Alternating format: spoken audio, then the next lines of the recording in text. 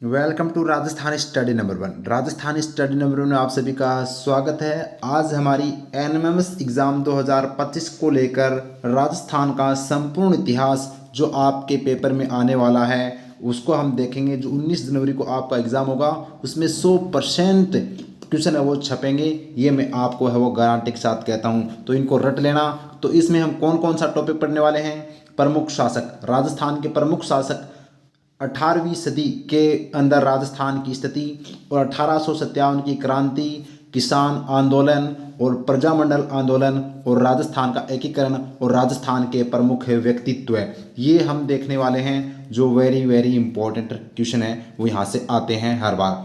और इसी के साथ में ये नई साल की नई शुरुआत, तो आप सभी को हैप्पी न्यू ईयर बच्चों। आप सभी को फिर से एक बार मैं कह देता हूँ हैप्पी न्यू ईयर 2025। और इसमें आपको टारगेट क्या लेना है कि 2025 में हम शुरुआत करेंगे।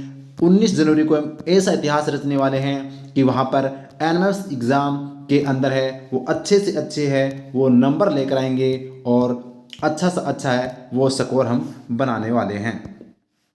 तो अब स्टार्ट करते हैं विदाउट वेस्टिंग टाइम। हमारा पहला टॉपिक रहेगा राजस्थान के प्रमुख शासक। तो हम देखते हैं राजस्थान के प्रमुख शासक, ये आपके टॉपिक रहेंगे। फटाफट पूरा इतिहास एक साथ एक क्लास में आपको मिल जाएगा। इस क्लास को आपको है वो एग्जाम से पहले एक दो बार है वो देखना जरूर है। पूरी क्लास को आपको डेडिकेशन के साथ पढ़ना है, इधर उधर की बातें आपको नहीं करनी है और समझना है और किस तरह के क्वेश्चन आपसे पूछे जा सकते हैं पूरा डिटेल से एनालिसिस हम करते हैं। तो आप सभी को गुड मॉर्निंग। स्टार्ट करते हैं विदाउट वेस्ट टाइम। क्लास अच्छी लगे तो लाइक कीजिएगा, शेयर कीजिएगा और अपने परिवार को सब्सक्राइब करना भी न भूलें। तो शुरुआत करते हैं राजस्थान के प्रमुख शासक। पहले हम देखेंगे पृथ्वीराज चौहान, जो यहाँ से क्वेश्चन आपके बार बार आता है और वो कहाँ से क्वेश्चन पूछा जाएगा वो भी मैं बता देता हूँ। तो 1177 से लेकर 1192 तक की हैं क्या रहे थे, दिल्ली के शासक रहे थे। इनके पिता का नाम सोमेश्वर है, माता का नाम कर्पूरी देवी है। ये नाम अच्छे से याद रखना बच्चों।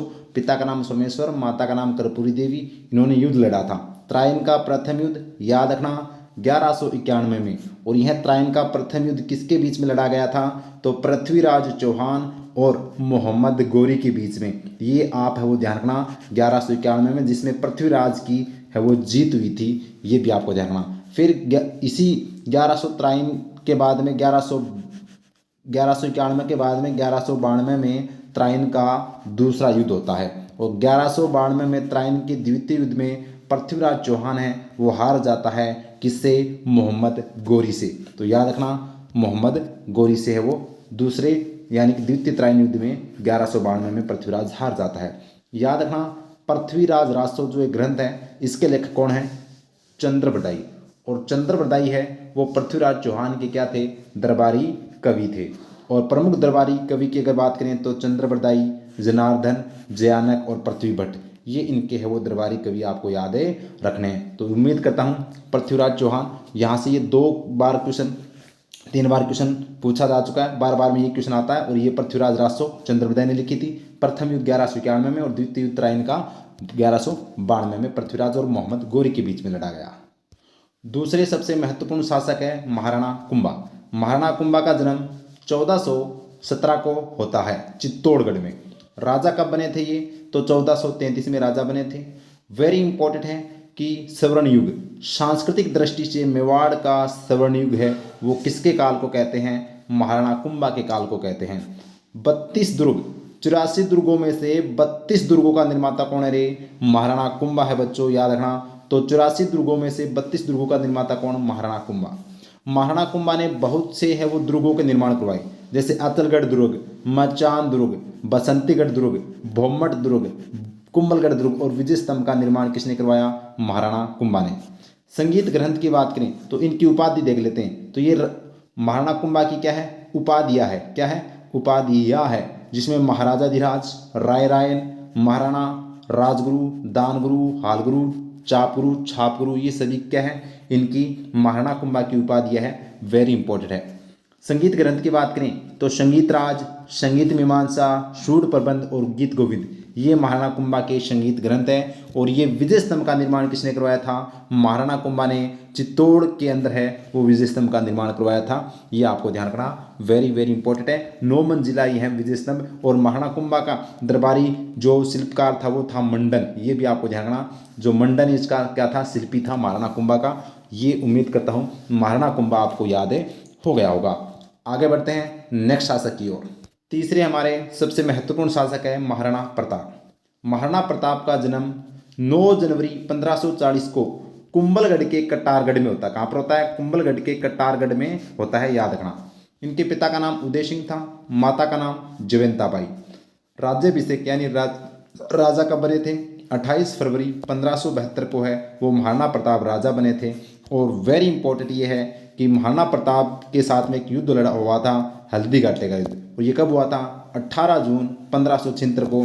किसके बीच में? महाराणा प्रताप और अकबर के बीच में यह युद्ध हुआ था, जिसमें महाराणा प्रताप का सेनापति हमीर खां सूरी था, अकबर का सेनापति मान सिंह था। और महाराणा प्रताप के घोड़े का नाम चेतक था, तो महाराणा प्रताप के हाथी का नाम था राम प्रसाद। क्या था? राम प्रसाद। ये आपको ध्यान है रखना है। तो हल्दी घाटी का युद्ध 18 जून 1576 को हल्दी घाटी में लड़ा गया था महाराणा प्रताप और अकबर के बीच में, याद रखना। और इनका जन्म 1540 में हुआ था कटारगढ़ के अंदर।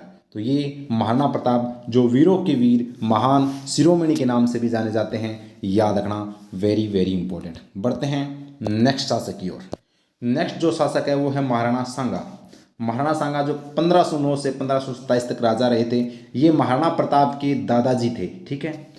इनके पिता का नाम रायमल था, वास्तविक नाम महाराणा सांगा का संग्राम सिंह था। इनके 80 घाव थे। तो कितने घाव थे?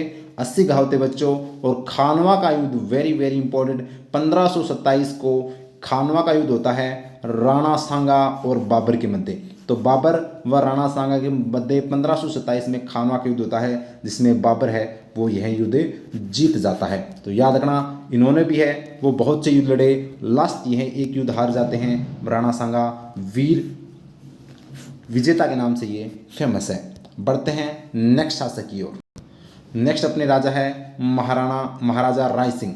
महाराजा राय सिंह की बात करें तो इनके पिता का नाम था कल्याणमल और इनका जन्म है वो 20 जुलाई 1541 को होता है। और ये राजा कब बने थे?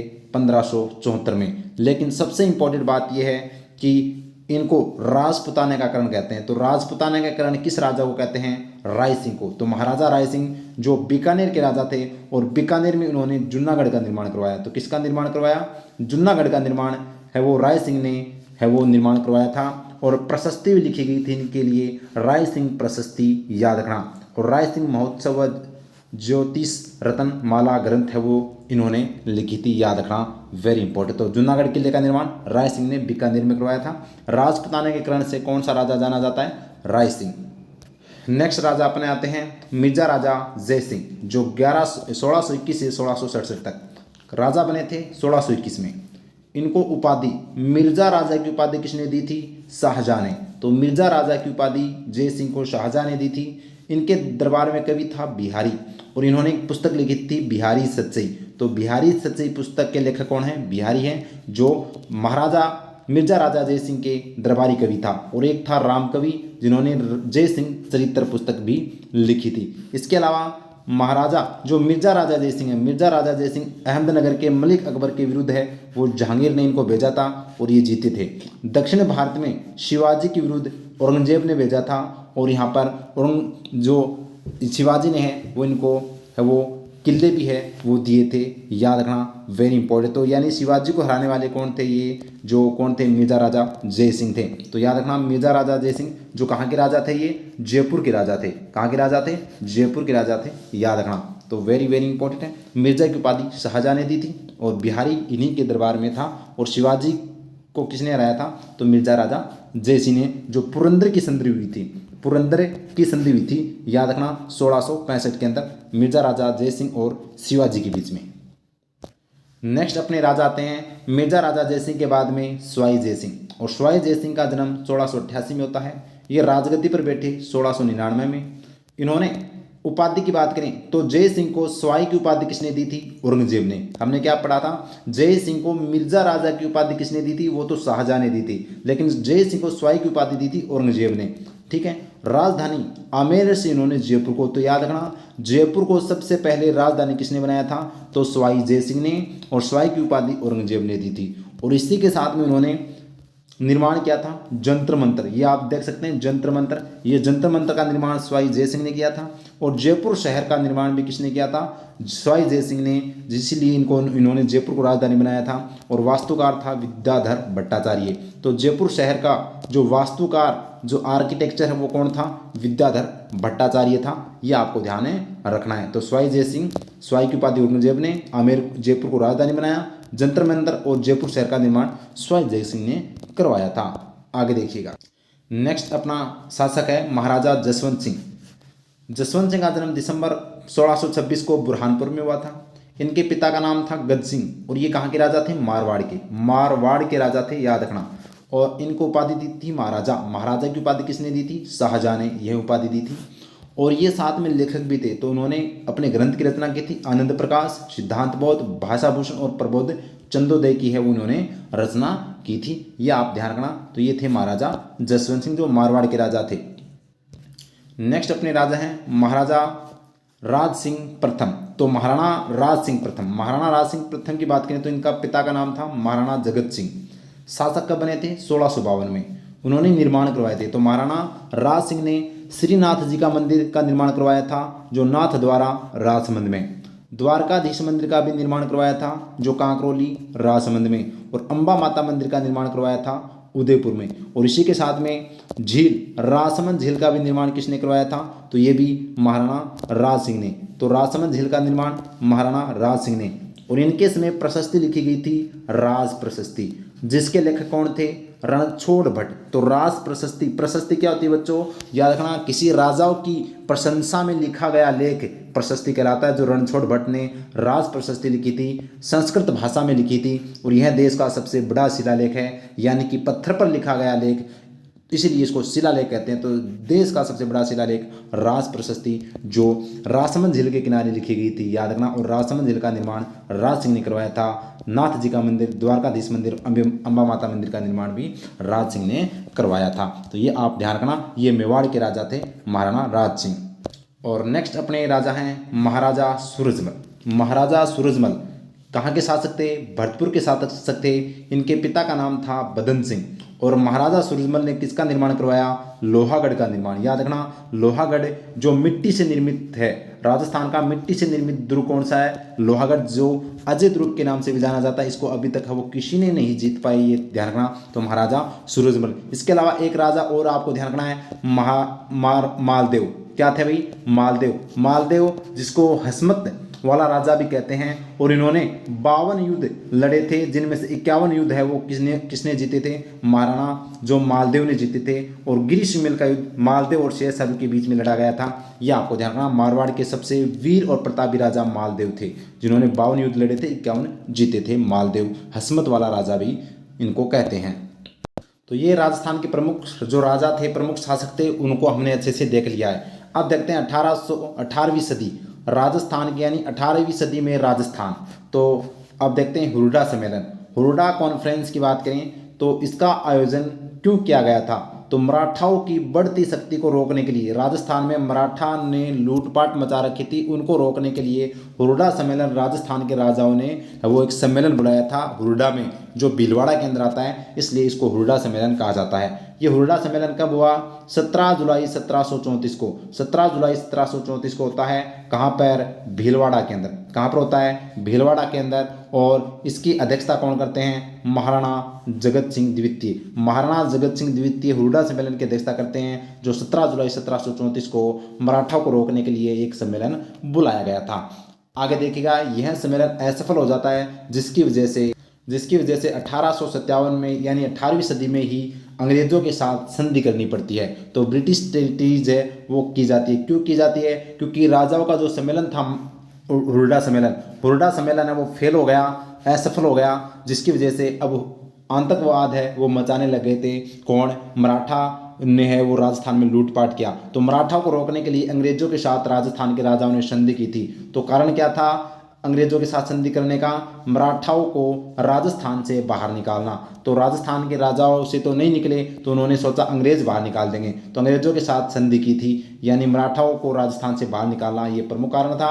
प्रथम संधि भरतपुर ने 1803 में की थी। रट लेना बच्चों, यहाँ से क्वेश्चन आएगा कि अंग्रेजों के साथ प्रथम संधि किसने की थी? तो भरतपुर ने। जबकि अंतिम संधि, प्रथम संधि किसने की थी? भरतपुर ने। तो अंतिम संधि किसने की थी? तो सिरोही ने की थी 1823 के अंदर। 1823 में अंतिम संधि। और लॉर्ड वेलेस्ली को शाही संधियों का जन्मदाता कहा जाता है। तो लॉर्ड वेलेस्ली को शाही संधियों का जन्मदाता कहा जाता है। तो बच्चों ध्यान रखना, मराठाओं को राजस्थान से बाहर निकालने के लिए प्रथम संधि भरतपुर ने की थी, अंतिम संधि सिरोही ने की थी, और लॉर्ड वेलेस्ली को संधियों का वो जन्मदाता कहा जाता है, सहायक संधियों का, याद रखना। अब ये 18वीं सदी हमने देख ली, इसमें हुड्डा सम्मेलन और अंग्रेजों के साथ संधि देख ली। अब देखते हैं 1857 की क्रांति। तो क्लास अच्छी लग रही है तो लाइक जरूर कीजिएगा और आपका फटाफट रिवीजन होता जा रहा है।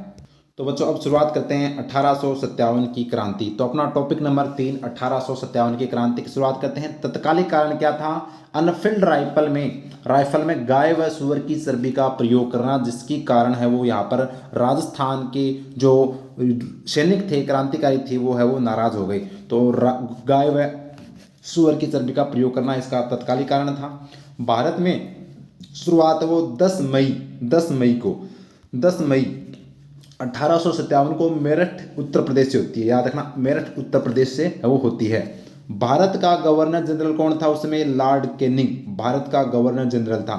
जबकि राजस्थान का एजेंट टू गवर्नर जनरल कौन था बच्चों? जॉर्ज पैट्रिक लॉरेंस है, वो एजीजी था। ठीक है। और राजस्थान में 1857 की क्रांति की शुरुआत 28 मई 1857 को नसीराबाद अजमेर से होती है।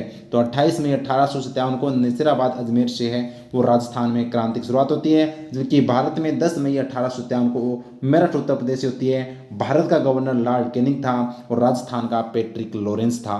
गाय व सुअर की चर्बी का प्रयोग करना तत्कालिक कारण था। ये पढ़ने के बाद में बच्चों आपसे क्वेश्चन ये आता है कि 1857 की क्रांति के समय राजस्थान में कितनी सैनिक छावनियां थी? तो 6 सैनिक छावनियां थी। वो कौन कौन सी थी? नसीराबाद, नीमच, एरिनपुरा, देवली, ब्यावर और खेरवाड़ा। तो ये भी आपको ध्यान रखना। तो नीमच, जो नसीराबाद छावनी थी वो अजमेर में थी। नीमच छावनी राजस्थान से बाहर मध्य प्रदेश में थी। एरिनपुरा छावनी पाली जिले में थी। देवली टोंक में, ब्यावर अजमेर में और खेरवाड़ा उदयपुर में। ये 6 छावनी आपको याद रखनी है, वेरी इंपॉर्टेंट है।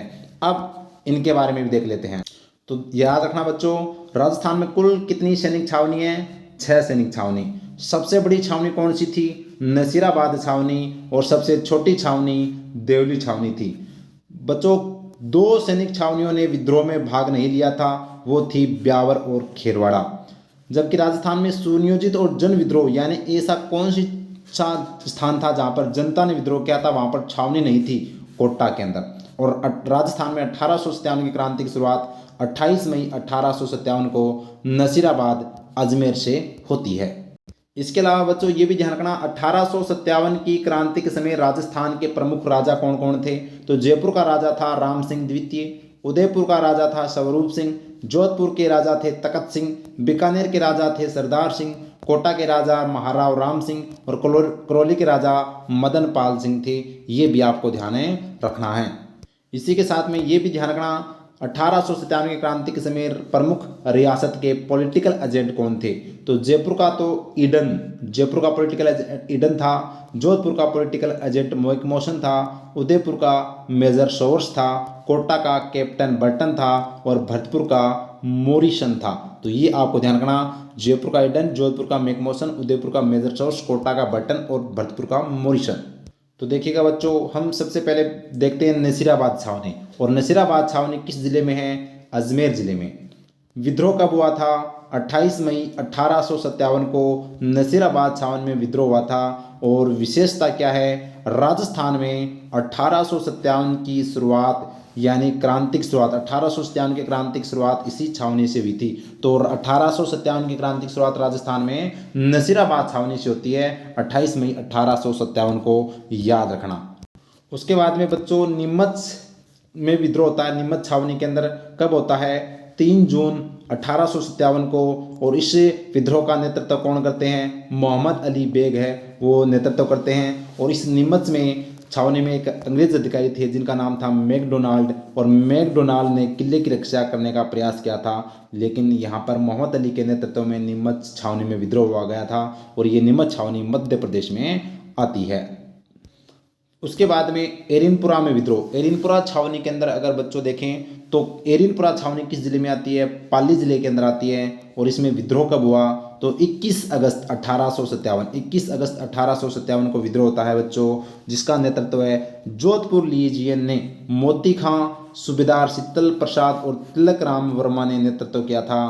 क्रांतिकारियों ने नारा दिया था, चलो दिल्ली मारो फिरंगी का नारा देते हुए दिल्ली की ओर चल पड़े थे। और क्रांतिकारियों की मदद किसने की थी? तो आउवा के ठाकुर कुशाल सिंह के द्वारा है। वो एरिनपुरा छावनी के विद्रोह के दौरान है, वो ठाकुर कुशाल सिंह ने क्रांतिकारियों की मदद की थी। तो अब देख लेते हैं ठाकुर कुशाल सिंह के बारे में।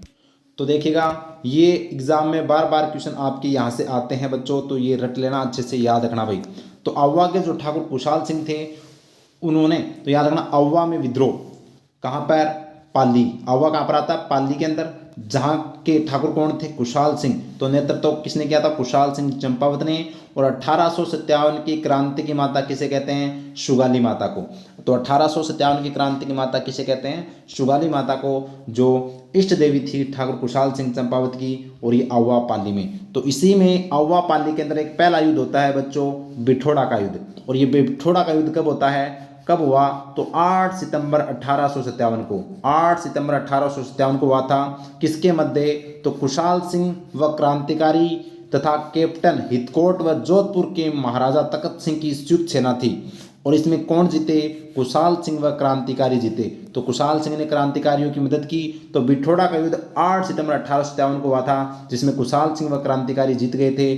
जोधपुर के महाराजा जो तखत सिंह, जो मैंने बताया था, उनकी सेना व यहाँ का उनका सेनापति था ओनाड सिंह, वो है वो यहाँ पर मारा गया था बच्चों। तो याद रखना, तो बिठोड़ा का युद्ध 8 सितंबर 1857 को हुआ था, जिसमें क्रांतिकारी व कुशाल सिंह ने जीत लिया था।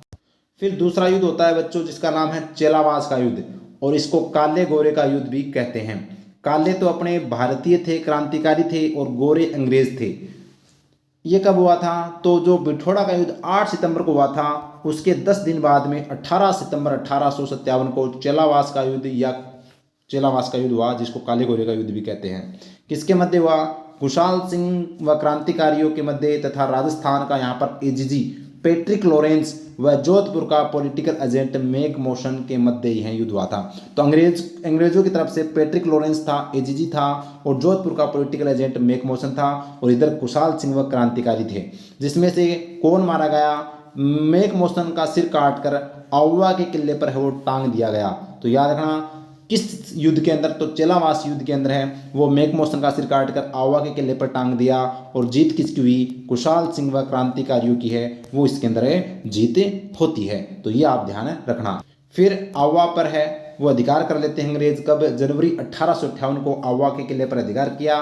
किसके नेतृत्व में? ब्रिगेडियर होम्स के नेतृत्व में है वो आउवा पर अधिकार कर लेते हैं अंग्रेज। फिर उसके बाद में बच्चों लास्ट जो विद्रोह होता है वो कोटा के अंदर हम देखते हैं। और कोटा में विद्रोह कब हुआ? 15 अक्टूबर 1857 को हुआ। किसके नेतृत्व में? जय दयाल व मेहरब खां के नेतृत्व में होता है। और जनता ने विद्रोह किया। विशेषता क्या है कि यहाँ पर सैनिक छावनी नहीं थी। कोटा सैनिक छावनी नहीं थी, ये आपको ध्यान रखना बच्चों। सैनिक छावनी नहीं थी, 6 छावनी आपको ध्यान रखना है, मैंने जो अच्छे से बता दिया है। तो 6 कोटा छावनी नहीं थी, लेकिन यहाँ की जनता ने विद्रोह किया था, जो सबसे सुनियोजित था। पॉलिटिकल एजेंट कौन था? कोटा का बर्टन था, मतलब मैंने बताया था कोर्ट का बटन टूट गया, तो बटन का सिर काटकर पूरे कोटा शहर में घुमाया गया था। और कोटा के राजा कौन थे? महाराजा राम सिंह द्वितीय को कोटा दुर्ग में कैद कर लिया गया था, याद रखना। उसके बाद में विद्रोह समाप्त हो गया। कब? 30 मार्च 1858 को। और इसका जो नेतृत्व किया था जयदयाल व मेहरब खां ने। तो जयदयाल और मेहरब खां को फांसी पर लटका दिया गया। और इस तरह से राजस्थान में 1857 की क्रांति जो आपकी बुक में दे रखा है, आपके क्वेश्चन आते हैं वो इतना ही है। तो ये आपके 1857 की क्रांति भी कंप्लीट। तो मैंने क्या करवा दिया अभी तक, प्रमुख शासक भी कंप्लीट हो गए, 18वीं सदी भी कंप्लीट हो गई और इसी के साथ में 1857 की क्रांति भी कंप्लीट हो गई। अब हम बढ़ते हैं किसान आंदोलन की ओर। तो किसान आंदोलन देख लेते हैं और ये पूरा इतिहास आपको इसी क्लास में मैं करवाने वाला हूँ। क्लास अच्छी लग रही है तो लाइक जरूर कीजिएगा और शेयर करते रहना अपनी क्लास को। तो हम देखते हैं अब राजस्थान में किसान आंदोलन। राजस्थान में किसान आंदोलन देखते हैं और सबसे पहले शुरुआत करते हैं बिजोलिया किसान आंदोलन की। बिजोलिया किसान आंदोलन की शुरुआत करते हैं बच्चों। और भारत में यह किसान आंदोलन, संगठित किसान आंदोलन की शुरुआत है वो मेवाड़ रियासत के बिजोलिया किसान आंदोलन से हुई। तो याद रखना, भारत के अंदर सबसे पहले जो अगर बात करें संगठित आंदोलन की शुरुआत कहाँ से हुई थी, मेवाड़ रियासत में आता था बिजोलिया, जहाँ से किसान आंदोलन की शुरुआत होती है। 44 वर्षों तक यह आंदोलन चलता है, क्योंकि यह आंदोलन 1897 से लेकर बच्चों ये 1941 तक चला था, जिसकी वजह से हम कह सकते हैं कि 44 वर्षों तक चलने वाला यह सबसे लंबा आंदोलन था। बिजोलिया कहाँ पर आता है, भीलवाड़ा में स्थित है और यहाँ पर धाकड़ जाति के किसानों का योगदान सर्वाधिक था। तो सबसे ज़्यादा कौन से किसान थे बिजोलिया के अंदर, तो धाकड़ जाति है वो सबसे ज़्यादा थी, जहाँ पर धाकड़ जाति के किसानों ने है वो बिजोलिया किसान आंदोलन का नेतृत्व किया था। अब बिजोलिया किसान आंदोलन 3 चरणों में हम देखते हैं। 1899 से 1914 तक, ये वैसे 1897 याद रखना, 1897 से लेकर बच्चों वैसे याद रखना 1916 तक है। उसके बाद में 1916 से लेकर यह 1927 तक है और 1927 से लेकर बच्चों ये 1927 से लेकर 1941 तक है। तो ये आप ध्यान रखना, ये 3 चरण इसके अंदर हम देखने वाले हैं। बिजोलिया किसान आंदोलन की मैं बात करूं तो याद रखना बच्चों, 1894 में राव कृष्ण सिंह के समय 84 प्रकार की लाग बाग है वो जनता से ली जाती थी, जिसकी शिकायत किसान प्रतिनिधि नानजी व ठाकरी पटेल। तो याद रखना, नानजी पटेल व ठाकरी पटेल का संबंध किस किसान आंदोलन से है, मेवाड़ किसान आंदोलन से है। और ये नानजी पटेल और ठाकरी पटेल मेवाड़ के महाराणा को है वो शिकायत करने गए थे, लेकिन यहाँ पर है वो इनकी शिकायत नहीं मानी गई थी, जिसकी वजह से कृष्ण सिंह ने चंवरी कर लगा दिया था। और चंवरी कर क्या था बच्चों, याद रखना, किसी किसान की बेटी के समय, किसान की बेटी की जब शादी होती है तो उससे 5 रुपये है वो कर लिया जाता था, टैक्स लिया जाता था 5 रुपये का। और ये कब लिया गया था, 1903 में। तो 1903 में 5 रुपये का चंवरी कर लगाया था। तो यानी कि कृष्ण सिंह ने 3-5 किए थे, 3-5 करने लग गया था, तो 5 रुपये का कर चंवरी कर बेटी की शादी पर लिया जाता था। उसके बाद में पृथ्वी सिंह बनता है और क्या शासक बनता है, और उसके बाद में उसने तलवार बंदी पर है वो नया कर लगाया था। फिर प्रथम चरण का नेतृत्व किसने किया था, तो बच्चों याद रखना, प्रथम चरण का नेतृत्व साधु सीताराम दास ने किया था। फतेहकरण चारण और ब्रह्मदेव के नेतृत्व में ये प्रथम चरण का नेतृत्व किया था। तो प्रथम चरण साधु सीताराम दास, याद रखना। द्वितीय चरण का नेतृत्व किसने किया था, Vijay Singh Pathik. Very very important, Vijay Singh Pathik की बात करें तो 1917 में उन्होंने, विजय सिंह पथिक ने ऊपरमाल पंच बोर्ड की स्थापना की थी और माणिक्यलाल वर्मा भी साथ है वो रहे थे। तो याद रखना, दूसरे चरण का नेतृत्व विजय सिंह पथिक ने किया था। तीसरे चरण का नेतृत्व जमनालाल बजाज ने किया था। और 1941 में मेवाड़ के प्रधानमंत्री राघवाचार्य के आदेश से राजस्व मंत्री डॉक्टर मोहन सिंह मेहता ने समझौता करा दिया और बिजोलिया किसान आंदोलन समाप्त हो गया। तो याद रखना बच्चों, हमने क्या देखा कि बिजोलिया किसान आंदोलन 3 चरणों में हुआ था। प्रथम चरण का नेतृत्व साधु सीताराम दास ने किया था, दूसरे चरण का नेतृत्व विजय सिंह पथिक ने किया था और तीसरे चरण का नेतृत्व जमनालाल बजाज ने किया था। जमनालाल बजाज को गांधी जी का 5वां पुत्र कहते हैं। विजय सिंह पथिक का नाम है वो मूल नाम था भूप सिंह। ऊपरमाल पंच बोर्ड की स्थापना 1917 में विजय सिंह पथिक ने की थी। और चौवरी कर है वो कृष्ण सिंह ने लगाया था। चौवरी कर 5 रुपये का कर है वो बेटी की शादी में दिया जाता था। आगे देखिएगा, नेक्स्ट अपना आंदोलन है वो है किसान, कौन सा, बेंगू किसान आंदोलन। बेंगू किसान आंदोलन, तो बेंगू कहाँ पर है बच्चों, तो मिनाल, जो मिनाल है वो बेंगू जो किस रियासत में आती थी, मेवाड़ रियासत में, मेवाड़ रियासत में आती थी, जिसका नेतृत्व किसने किया था, राम नारायण चौधरी ने। तो बेंगू किसान आंदोलन का नेतृत्व किसने किया? राम नारायण चौधरी ने किया था बच्चों। और समझौता की बात करें तो अनूप सिंह एवं किसानों के मध्य यह समझौता हुआ था। और इस किसान आंदोलन का मतलब किस कमीशन का हम गठन किया गया था? तो ट्रेंच कमीशन आयोग है वो बनाया गया था इसकी जांच करने के लिए, ये याद रखना। और इसी के साथ में इस बेंगू किसान आंदोलन के दौरान गोविंदपुरा गांव की घटना होती है जिसमें किसानों पर गोलीबारी चलाने से रूपाजी व करपाजी धाकड़ वो शहीद हो जाते हैं। तो रूपाजी करपाजी धाकड़ किस किसान आंदोलन के दौरान शहीद हुए थे? तो याद रखना बेंगू किसान आंदोलन के दौरान, ये आप ध्यान रखना, जिसका नेतृत्व राम नारायण चौधरी ने किया था। आगे देखिएगा, नेक्स्ट अपना किसान आंदोलन है बूंदी किसान आंदोलन। बूंदी किसान आंदोलन की शुरुआत 1926 में होती है बच्चों, जिसका नेतृत्व है पंडित नैनूराम शर्मा, राम नारायण चौधरी व हरिबाऊ किकर ने किया था। शहीद की बात करें तो बरड़ में पुलिस गोली से नानक भील है वो शहीद हो जाते हैं। और समाप्त की बात करें तो 1943 में यह बूंदी किसान आंदोलन समाप्त हो जाता है, जिसका नेतृत्व पंडित नैनूराम शर्मा ने किया था। और यहाँ पर नानक भील है वो शहीद हो जाते हैं, याद रखना, वेरी वेरी इंपॉर्टेंट। पंडित नैनूराम शर्मा और रामनारायण चौधरी और हरिबाऊ किकर ने इसका नेतृत्व किया था। नेक्स्ट अपने किसान आंदोलन है अलवर किसान आंदोलन, जहाँ पर निम्मू चना गोलीकांड हुआ था। तो अलवर किसान आंदोलन क्यों हुआ था, क्या कारण था अलवर किसान आंदोलन का? तो 1921 में सुअर को के लिए अनुमति लेने, तो सुअर को मारने के लिए अनुमति लेने के लिए, क्योंकि किसानों की जो फसल है उसको सुअर है वो क्या कर रही थी, खराब कर रही थी। तो इनको मारने के लिए राजाओं से अनुमति लेनी पड़ती थी और राजा ने मना कर दिया, जिसकी वजह से आंदोलन किया था और फिर राजा ने परमिशन भी दे दी थी। इसी दौरान 1925 के अंदर निम्मू चना गोलीकांड हुआ, जिसे गांधी जी ने राजस्थान का जलियांवाला बाग हत्याकांड कहा था, जिसमें हजारों लोग मारे गए थे। तो निम्मू चना जो अलवर के अंदर आता है, वहां पर पुलिस ने गोलीबारी चला दी थी किसानों की सभा में, जिसमें बहुत से किसान मारे गए थे और इसीलिए गांधी जी ने इसको राजस्थान का जलियांवाला बाग कहा था, यह आपको ध्यान रखना। अब मेरे को कमेंट में ये बताना कि गांधी जी ने 1919 को जलियांवाला बाग कहाँ पर हुआ था, किस राज्य में हुआ था, ये मेरे को बताना है। इसी के साथ में नेक्स्ट अपना किसान आंदोलन है सीकर किसान आंदोलन। सीकर किसान आंदोलन की बात करें बच्चों तो इसका नेतृत्व सरदार हरलाल सिंह व नेतराम सिंह व पृथ्वी सिंह गोठड़ ने किया था। और इसकी चर्चा, सीकर किसान आंदोलन की चर्चा लंदन के हाउस ऑफ कॉमन्स में चर्चा हुई थी। तो लंदन के हाउस ऑफ कॉमन में चर्चा हुई थी, वो कौन सा किसान आंदोलन था? सीकर किसान आंदोलन। नेक्स्ट अपना है भील आंदोलन। भील आंदोलन जिसको बोलते हैं भगत आंदोलन, और इसका नेतृत्व किसने किया था? गोविंद गुरु ने। तो गोविंद गुरु ने किया था, याद रखना, भील आंदोलन या भगत आंदोलन का नेतृत्व किसने किया था? गोविंद गुरु ने। और गोविंद गुरु ने एक सभा की स्थापना की थी जिसका नाम था संप सभा। संप सभा की स्थापना 1883 के अंदर की थी गोविंद गुरु ने। कहाँ पर? मानगढ़ पहाड़ी जो याद रखना बांसवाड़ा के अंदर आती। कहाँ पर है? बांसवाड़ा के अंदर है, वो संप सभा की स्थापना की थी मानगढ़ पहाड़ी पर। 1913 में मानगढ़ पहाड़ी पर आश्विन शुद्धि पूर्णिमा को आयोजित संप सभा के अधिवेशन में गोलीबारी से हजारों आदिवासी मारे गए थे। तो याद रखना, मानगढ़ पहाड़ी कहाँ पर है? बांसवाड़ा में, जहाँ पर 1913 में है वो गोलीबारी चलाने की वजह से हजारों आदिवासी मारे गए थे।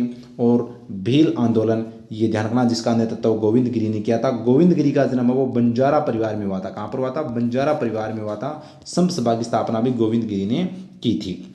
फिर एकी आंदोलन की बात करें बच्चों तो यहाँ से क्वेश्चन पूछा जा सकता है, आदिवासियों के मसीहा किसे कहते हैं? मोतीलाल तेजावत को आदिवासियों के मसीहा कहते हैं, जिन्होंने मातरकुंडिया चित्तौड़ से एक ही आंदोलन शुरू किया था। तो एक ही आंदोलन की शुरुआत किसने की थी? मोतीलाल तेजावत ने। और मोतीलाल तेजावत को आदिवासियों का मसीहा, या इन्होंने आदिवासी वो इनको बावजी भी कहते थे। क्या कहते थे? बावजी के नाम से भी ये फेमस है मोतीलाल तेजावत। मेवाड़ के महाराणा को मोतीलाल तेजावत ने 21 सूत्री मांग पत्र दिया, जिसे मेवाड़ की पुकार कहा गया। तो मेवाड़ की पुकार किसे कहते हैं? 21 सूत्री मांग पत्र को। और 21 सूत्र इनके यानी 21 मांग थी इनको, जिसको 21 सूत्री मांग पत्र कहा गया। ये मोतीलाल तेजावत ने मेवाड़ के महाराणा को है वो दिया था। भोगीलाल पांड्या, हरिदेव जोशी ने भी भीलों के यथार्थ वो कार्य किया था। भोगीलाल पांड्या को है वो क्या कहते हैं? वागड़ का गांधी कहते हैं। और मोतीलाल तेजावत को है वो आदिवासियों का मसीहा कहते हैं। याद रखना, आदिवासियों का मसीहा मोतीलाल तेजावत, जिन्होंने एक ही आंदोलन चलाया था भीलों के लिए। याद रखना, जिन्होंने 21 सूत्री मांग पत्र दिया था, जिसे मेवाड़ की पुकार भी कहते हैं। तो ये था राजस्थान के प्रमुख किसान आंदोलन, जो मैंने आपको अच्छे से करवा दिए हैं। तो बच्चों, अभी तक हमने क्या देखा, राजस्थान के प्रमुख शासक हमने कंप्लीट कर लिए, प्रमुख शासक। इसके साथ में 18वीं सदी हमने देख ली, और उसके साथ में हमने 1857 की क्रांति देख ली, और इसके बाद में हमने किसान आंदोलन भी देख लिए। तो बच्चों, अब हमारे बचे हैं प्रजामंडल आंदोलन, और प्रजामंडल आंदोलन के बाद में हम देखेंगे राजस्थान का एकीकरण, और उसके बाद में राजस्थान के प्रमुख व्यक्तित्व। तो इस तरह से राजस्थान का इतिहास कंप्लीट हो जाएगा। 4 टॉपिक हमने देख लिए, 3 और बच गए। तो अब मात्र 10-15 मिनट और आप है आराम से क्लास को देखते रहिएगा और अच्छे से समझते रहिएगा, ठीक है। तो बच्चों देखिएगा, जयपुर प्रजामंडल। जयपुर प्रजामंडल की स्थापना 1931 में होती है। तो याद रखना, 1931 में जयपुर प्रजामंडल की स्थापना होती है, जिसके संस्थापक कौन है, किसने स्थापना की थी, कर्पूर चंद पाटनी व जमनालाल बजाज ने। तो कर्पूर चंद पाटनी व जमनालाल बजाज ने हैं वो जयपुर प्रजामंडल की स्थापना की थी 1931 में। और ये ध्यान रखना, विशेषता इसकी ये है कि राजस्थान का पहला प्रजामंडल, राजस्थान का पहला प्रजामंडल कौन सा है, जयपुर प्रजामंडल है। 1931 में इसकी स्थापना की थी। फिर बच्चों, इसका पुनर्गठन भी किया था। पुनर्गठन कब किया था, 1936-37 के अंदर किया था। और 1938 में इसकी अधिवेशन होता है, जिसकी अध्यक्षता कौन करते हैं, जमनालाल बजाज। तो अपने जयपुर प्रजामंडल की स्थापना तो 1931 में कर्पूर चंद पाटनी व जमनालाल बजाज के द्वारा की जाती है, जो राजस्थान का पहला प्रजामंडल था। प्रजामंडल क्या होता है बच्चों, याद रखना, प्रजा के लिए एक मंडल बनाना और प्रजा को जागृत करना, प्रजा को है वो एक शासन प्रजातंत्र की स्थापना के लिए है वो यहाँ पर ये मंडल बनाए गए थे। और जमनालाल बजाज की अध्यक्षता में पहला अधिवेशन होता है जयपुर प्रजामंडल का, और बाद में इसके अध्यक्ष है वो हीरालाल शास्त्री है, वो अध्यक्ष बने थे जयपुर प्रजामंडल के। ये अपने को ध्यान रखना है, वेरी इंपॉर्टेंट। तो जयपुर प्रजामंडल राजस्थान का पहला प्रजामंडल था, याद रखना। किसने स्थापना की थी, कर्पूर चंद पाटनी ने। नेक्स्ट अपना प्रजामंडल है जोधपुर प्रजामंडल, और जोधपुर प्रजामंडल की स्थापना 1934 में, जिसके संस्थापक कौन थे, जय नारायण व्यास। जय नारायण व्यास ने है वो 1934 में जोधपुर प्रजामंडल की स्थापना की थी। और इसके प्रथम अध्यक्ष कौन बने थे, भंवरलाल सराफ। भंवरलाल सराफ है वो जोधपुर प्रजामंडल के प्रथम अध्यक्ष बने थे। 1938 में रणछोड़ दास गटानी की अध्यक्षता में मारवाड़ लोक परिषद का गठन किया गया था। तो मारवाड़ लोक परिषद का गठन कब किया गया था, 1938 में। भंवरलाल सराफ प्रथम अध्यक्ष बने थे, और जय नारायण व्यास ने वो स्थापना की थी। याद रखना, जय नारायण व्यास को शेर ए राजस्थान, और यहाँ पर बात करें तो लक्कड़ कक्कड़ का धनी भी इनको कहते हैं। फिर बच्चों याद रखना, तीसरा प्रजामंडल आपको ध्यान रखना है, मेवाड़ प्रजामंडल, जिसकी स्थापना 24 अप्रैल 1938 को, जिसके संस्थापक कौन है, माणिक्यलाल वर्मा। माणिक्यलाल वर्मा के द्वारा 24 अप्रैल 1938 को मेवाड़ प्रजामंडल की स्थापना की जाती है, और जिसके प्रथम अध्यक्ष बलवंत सिंह मेहता होते हैं। कौन होते हैं, बलवंत सिंह मेहता। फिर नेक्स्ट अपना चौथा प्रजामंडल है बीकानेर प्रजामंडल बच्चों, जिसकी स्थापना 1936 के अंदर किसने की थी, मेघाराम वेद ने। मेघाराम वेद ने 1936 में बीकानेर प्रजामंडल की स्थापना की थी, और 1946 में राय सिंह नगर में प्रजामंडल का खुला अधिवेशन आयोजित किया गया था। तो बीकानेर प्रजामंडल की स्थापना किसने की थी, मेघाराम वेद ने 1936 में। और बच्चों नेक्स्ट है कोटा प्रजामंडल, और ये आपका लास्ट प्रजामंडल है। तो इसकी स्थापना 1939 में किसने की थी, पंडित नेनूराम शर्मा ने, अभिन हरि और तनसुख लाल, अभिन हरि और पंडित नेनूराम ने 1939 में, जिसके प्रथम अध्यक्ष कोटा में पंडित नेनूराम की अध्यक्षता में मई 1939 में प्रजामंडल का अधिवेशन हुआ था।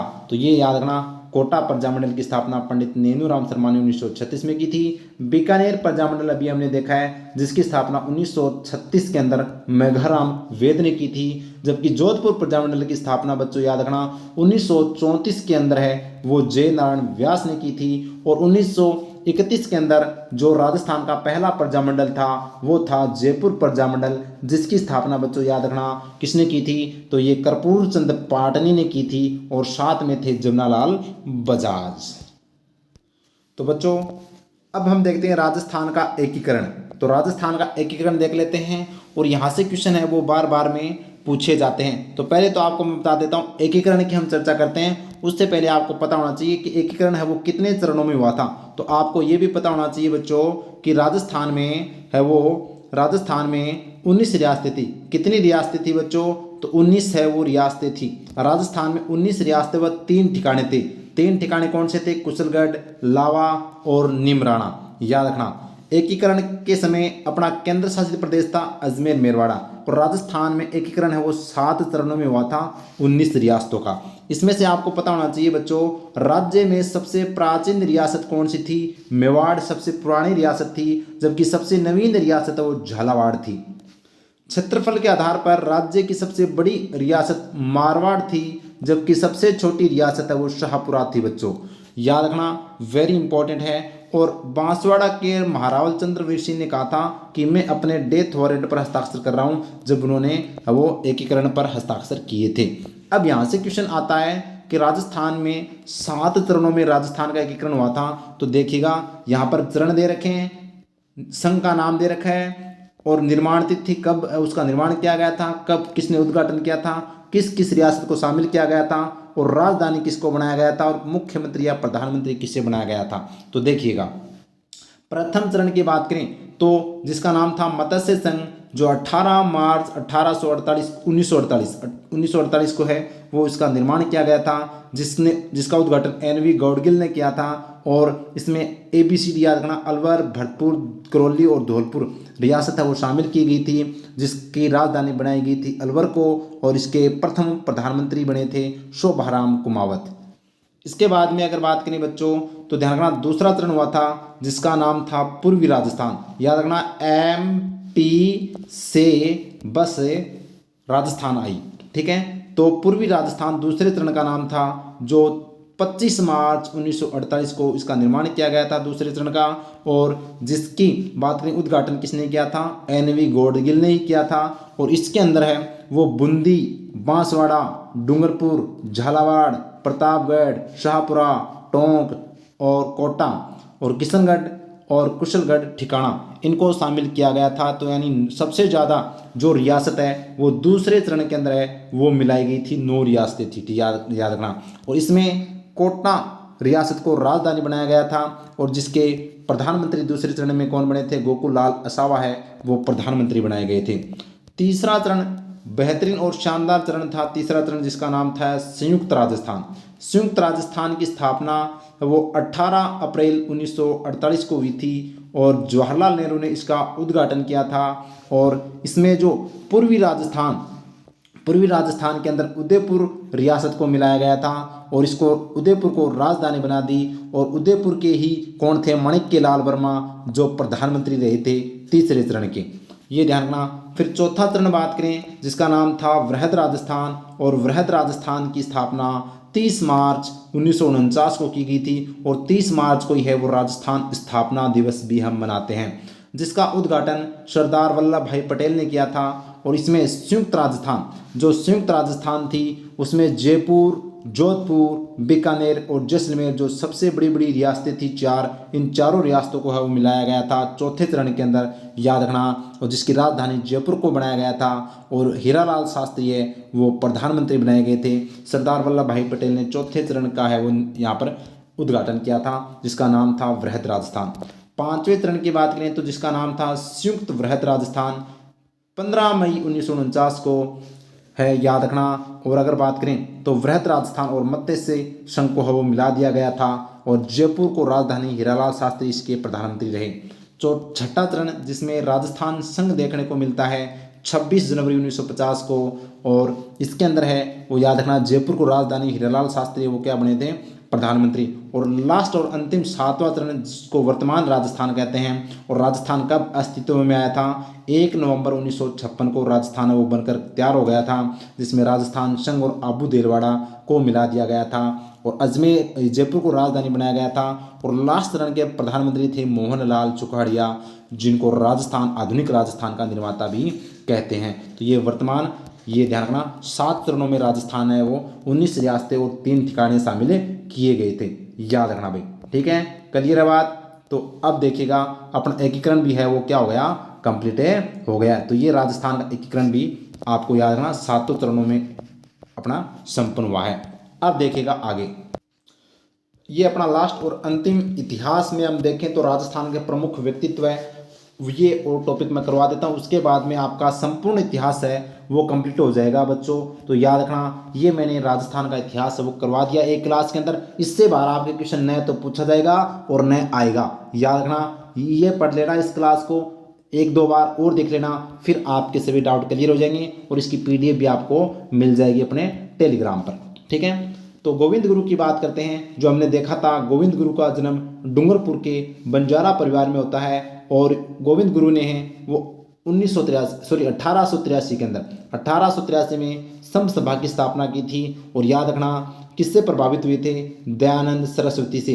दयानंद सरस्वती जिन्होंने एक नारा दिया था वेदों की ओर लौटो का नारा किसने दिया था? दयानंद सरस्वती ने। और यहाँ पर आर्य समाज की स्थापना भी किसने की थी? दयानंद सरस्वती ने। और शाब्दिक अर्थ की बात करें, शंभ राजस्थानी भाषा का शब्द है जिसका अर्थ होता है संयुक्त का प्रेम और बंधुत्व है। और गोविंद गुरु ने एक नेतृत्व किया था किस आंदोलन का? भील आंदोलन का, जिसका नाम था भक्त आंदोलन। और इस भक्त आंदोलन के दौरान है वो मानगढ़ पहाड़ी पर 1913 के अंदर अंग्रेजों के द्वारा गोली चलाने की वजह से राजस्थान में बहुत से भीलों की है वो जान चली गई थी। याद रखना, तो गोविंद गुरु बंजारा परिवार में जन्म हुआ था। ये 1903 नहीं है, ये 1883 है। 1883 में संत सभा की स्थापना की थी। दयानंद गुरु सरस्वती के ये से प्रभावित हुए थे।